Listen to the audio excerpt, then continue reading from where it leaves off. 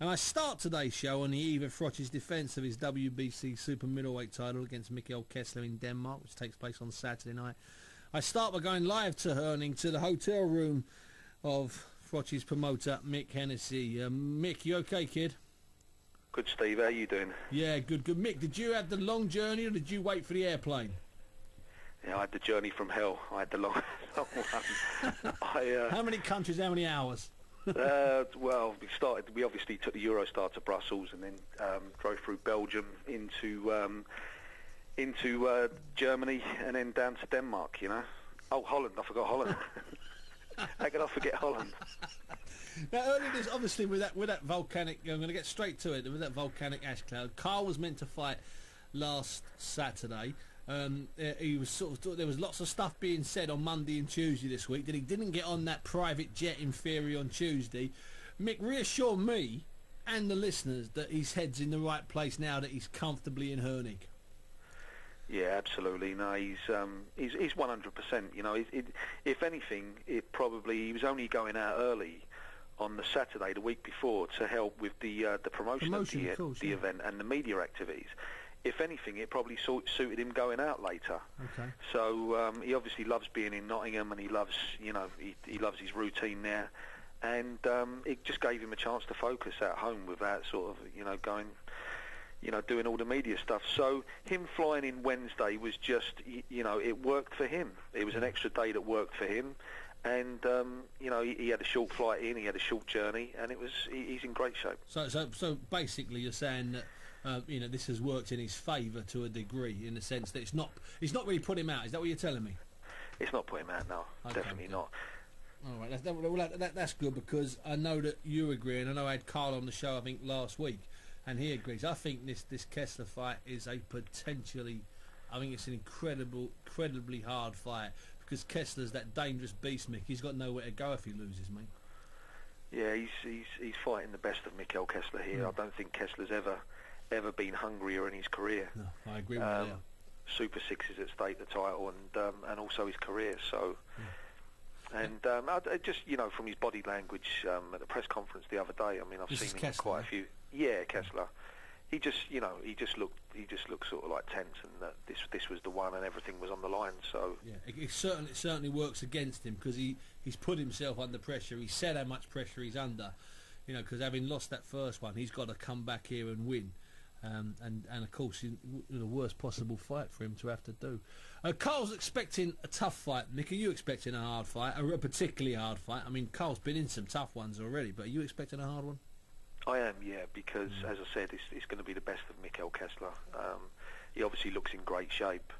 I didn't think when he fought Ward out in Oakland, from his ring walk, I could see there was something wrong with him. Yeah, I know we're going to get a great fighter, and Mick on his night is a great fighter. So, he's a good box. He can be tricky when he wants to. He can box. He can punch. But I think you're going to see something devastating from Carl Froch, because Carl's ready for that. Yeah, he's ready for that. I mean, I watched his last training session with Rob McCracken, and I obviously won't go into it, but the tactics look fantastic. And he's probably as sharp as I've ever seen him. Yeah, I mean, I've read some of the stuff he's some of the interviews he's done this week, where he talks about, a little bit of frustration, not necessarily frustration, but I think, underneath the surface, he's trying to work out what he's got to do to get the recognition he deserves. And I've got to be honest with you, not under the surface, on the surface, I've got to wonder what he's got to do to get the recognition he deserves. I can't get my head round the fact that there are still some people who doubt him. Does it surprise you, Mick? Does it still surprise you? It still does surprise me, Steve, and it shouldn't surprise me, because good point. I've sat in broadcast meetings for years and years, even from when he was, he turned pro, he was a novice, and I've had everything. I've been telling everyone how good Carl Froch was, and I've had everything thrown at me. He started too late. He's too old. His left hand's too low. He hasn't got the confidence, and it's just the things that get said are absolutely, crazy. These people have been reassured, and they've even been offered to come down and watch him spar and watch certain things, and the last few fights, like you just said earlier, from fighting a brilliant fighter like Pascal to win the title on terrestrial who's TV. now a world champion, yeah? WBC world champion, yeah, the higher weight. I mean, you know, brilliant amateur, brilliant pro. Yeah. To do what he did that night, and then to have the balls to go out to Connecticut, and you know, it weren't Abraham that finished Jermaine Taylor's career, it was Froch. Froch it was, yeah.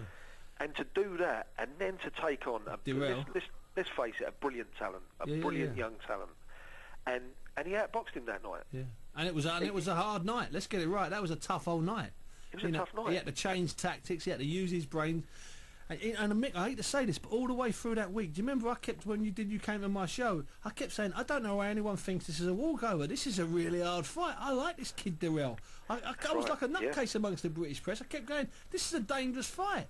And sure, Dirrell makes it ugly, but you know what, Mick, you don't get paid for winning. You get paid the same money for winning ugly as you do for winning in spectacular fashion, son, don't you? That's for sure, Steve. I mean, I'll tell you what, for me, like, you know, everyone should sit up and take notice. After what they see him do to Arthur Abraham, I mean, he looked like a southpaw Ray Leonard, didn't he? Yeah, he did, yeah. It's fantastic. And what Carl did with him, you know, Carl adapted, and he sort of, like, nullified what he had.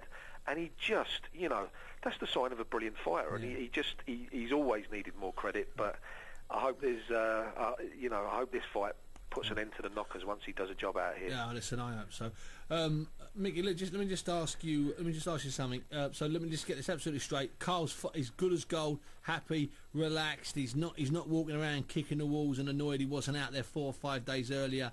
You know, let's put an end to that. He's there. He's fine. It's all go. It's all systems go. Yeah. Yeah, he's great, Steve. We're in a lovely hotel out here. I think I'm with you tomorrow night. Same place. Yeah, no, it's nice out here. He's really relaxed and enjoying it. Yeah. And he's definitely he's good to go. I mean, he's just glad the fight's on, really. Yeah, listen, so am I. Mick, was there ever a point this week when you thought the fight might not happen? And was there discussions between, say, you and Kalle Sauerland in Germany and Denmark, and the guys back in America that that making the Super 6 reality? Was there a point this week when you thought, this might not happen, this fight? Wall-to-wall discussions, Steve, like just non-stop, and it basically at one point it didn't even look like we could get a private plane out, and so there was no way that Carl was going to make that journey the road journey, that I had made, because it would have took so much out of him. It would have been ridiculous. You can't do that with an elite fighter. No. You shouldn't really do that with an elite promoter. How many of you? 7 or 8 of you in the car? Pick up your jokers and all that game. No, there was 4 in the end. I mean, I gave my seat up on the plane in the name of PR and publicity. I thought that was more important for the show. So I gave my seat to a journalist, and it's what a romp, eh? But you couldn't put a fight through that. No, I agree with you there. At one stage, that we had a helicopter going out there, but that wasn't even suitable, really. So, but. I shouldn't laugh really, but I'm going to. So to answer your question, to cut a long story short, there was concerns at the start of the week that I thought it might get postponed. Okay, yeah. Listen, Mick, thanks for that. I'll see you in about 24 hours. Nice one, Steve. Give my best to Carl and the rest of the team. See you later. Mick Hennessy there joining us live from his hotel room. I know he's knackered because he genuinely did have a massive journey.